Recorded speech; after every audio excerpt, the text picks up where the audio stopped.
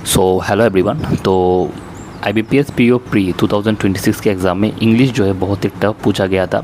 तो आप में से बहुत सारे लोगों के मन में डाउट है कि सर सेक्शनल कट ऑफ क्या रहेगा। तो मैंने क्या किया है, मैं शिफ्ट वाइज जो है जो भी एग्जैक्ट क्वेश्चंस आप पूछे गए थे उन सब का एक वीडियो कर रहा हूँ। कितना क्वेश्चन आपका राइट होता है वो आप देख लेना, ठीक है। और फिर मैं एंड में बताऊंगा अगर इस सेक्शन में आपका इतना अटैम्प्ट है तो आप सेफ हो, ठीक है। तो आज के जो ये वीडियो है, इस वीडियो में 22 अगस्त फर्स्ट शिफ्ट का जो पेपर था, इंग्लिश का पेपर था, वो डिस्कस कर रहे हैं। तो पहले जो है एक आरसी आपको देखने को मिला जो ह्यूमन डिजीज़ के ऊपर था, पेस्टिसाइड्स को लेके।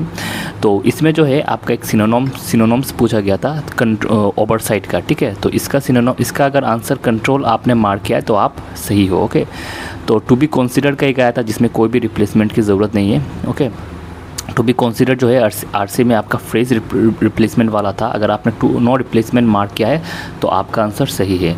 उसके बाद जो है वर्ड यूसेज में आपका मूड करके आया था। अगर इसका आंसर आपने ANC मार्क किया है, बोथ ANC, तो जो है आप करेक्ट हो। उसके बाद फॉयल की अगर मैं बात करूँ तो ANB होगा इसका आंसर, ठीक है। ANB होगा। अगर आपने ANB मार्क किया है तो फिर भी आप करेक्ट हो, ओके। तो उसके बाद जो है आरसी का जो फिल इन द ब्लैंक्स है, इसमें एक था आरसी में, शायद इसमें क्या होगा, आंसर क्या होगा, इनसफिशिएंटली, ओके। इट रिमेन्स इनसफिशिएंटली, इसे करके कुछ था। देखिए एग्जैक्ट क्वेश्चन तो मिल पाना थोड़ा मुश्किल है, बट जो आंसर है वो मैं आपको बता दे रहा हूँ, ठीक है। ये रिप्लेसमेंट, उसके बाद आया था आपका रिप्लेसमेंट, ओके। उसके बाद रिप्लेसमेंट में क्या था, फ्रेज रिप्लेसमेंट जिसे हम कहते हैं। एक का आंसर रिवेज्ड था, ओके। एक का आंसर हाउएवर था, एट टू कंप्लीट था, और चौथे का आंसर एबंडेंट था, ओके। यहाँ पे अगर थोड़ा सा चेंजेस होता है कुछ में, ठीक है, तो आप देख लेना। स्टूडेंट का मेमोरी बेस्ड पेपर है, तो इसमें जो है आपको 95% एक्यूरेसी जो है इसमें आपको मिल जाएगा। क्योंकि मुझे भी पूरा क्वेश्चन नहीं मिला, मुझे थोड़ा आंसर मिला है, तो मैं जो है आपके साथ थोड़ा सा हेल्प करने की कोशिश कर रहा हूँ आपका, ठीक है। क्लोज टेस्ट जो है, क्लोज टेस्ट में एक का आंसर एक्सटेंडिंग था, दूसरे का आंसर कॉन्फिडेंस था, तीसरे का आंसर फाउंडेशन था, और चौथे का आंसर जो है कम्बिनेशन था, combination of urban and rural था, ठीक है। उसके बाद टू होल्ड के रिगार्डिंग एक सिनोनॉम्स आया था आरसी में, तो ये होगा आपका none of the above, okay. उसके बाद जो है सम अदर जो है कन्फर्म नहीं है, अनकन्फर्म्ड आंसर है।